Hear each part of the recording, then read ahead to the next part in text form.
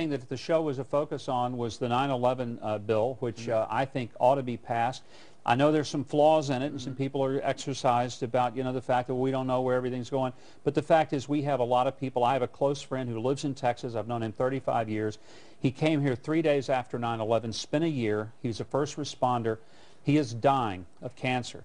And the fact is he was here. We've got a lot of firemen, police, and other people who can't get their medical expenses covered, and we wouldn't do this. We wouldn't tolerate this for soldiers. Okay, but this is what I don't understand. It seems like such a well, quiet you. Go to your room. Okay, this is what I don't understand. It seems like such a no-brainer.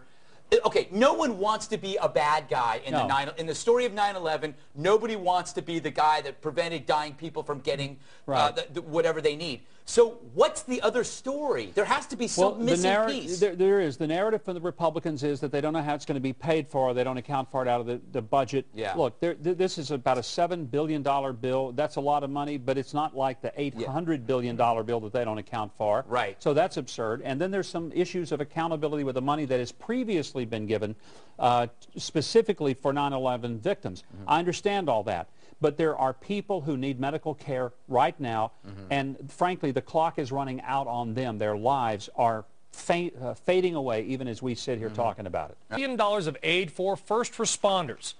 Former New York City Mayor Rudy Giuliani is urging Congress to pass it before lawmakers head home for the holidays, and he is with us now. Mr. Mayor, it's a pleasure. Nice to be with you, Brian. You've been fighting this, and you've been fighting the Republicans in large part on this, right? Democrats and Republicans. Are you gaining traction? I think so. I think there's a chance that it should get through. I mean, this is not a political issue. This is not. I don't think it should have been held up, the way it was, used as a sort of device to make sure that everything else got through. I thought this should have been broken out separately. I think this is about not politics. It's not about Republicans, Democrat, liberal, conservative. About people who are heroes that got seriously injured. I know some of them. I mean, I know some of the people that got seriously injured as a result of the heroic work they did down there.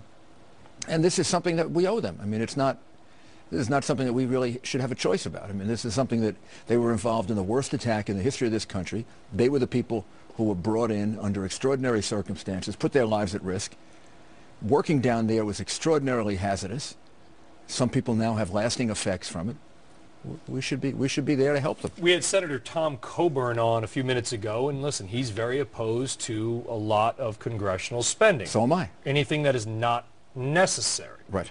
I agree. I agree completely. You view this, though, as 100% necessary. Absolutely. I'm very opposed to additional spending. I think we should be cutting spending by 10 to 20%. I don't think we should be holding it at 2008 levels. I think we should be cutting it. I did that when I was mayor of New York City. I cut spending by 10, 12% because we had a deficit. It worked. I agree with tax reductions. I think tax reductions stimulate the economy. I only wish, rather than just keeping taxes level, we had actually reduced them.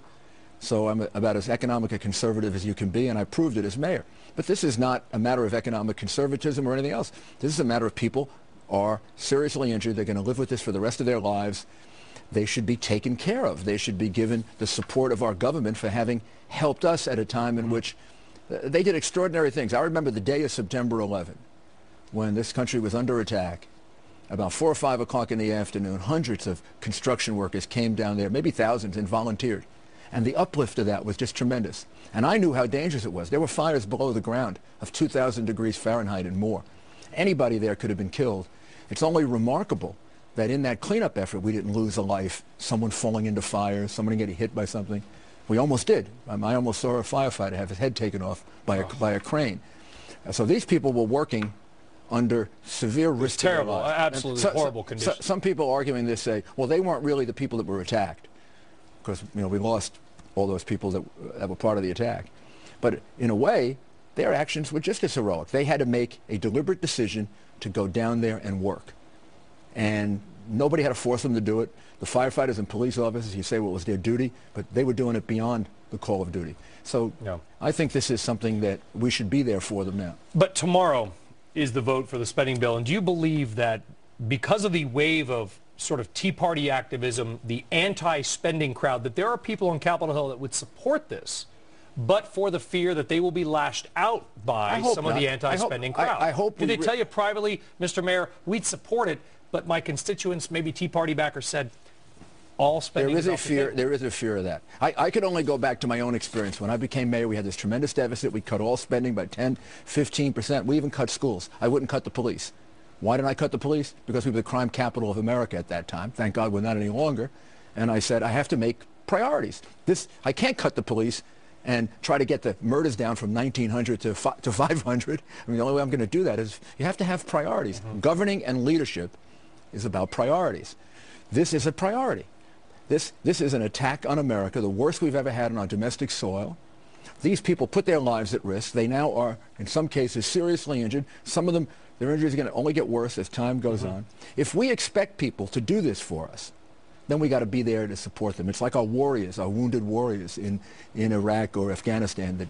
Should we look at it more? Okay, so I'm glad you brought that up. Should we look at it more as almost a veterans and an armed forces issue rather than part of a just spending bill? Well, I'm a person who believes we're at war with Islamic extremist terrorism. They're at war with us.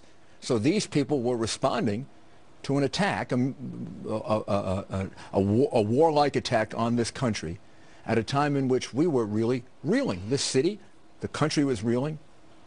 They didn't ask for any assurances. They just went there, put their lives at risk. They worked day in and day out. Some of them, I would have to go there. I mean, I spent a lot of time there myself, a tremendous amount of time at Ground Zero. I'm only thankful that I didn't get sick. Some of my good friends have gotten very sick. One of my deputy mayors has become very sick and has had to have a lot of treatment and a lot of help. Yeah.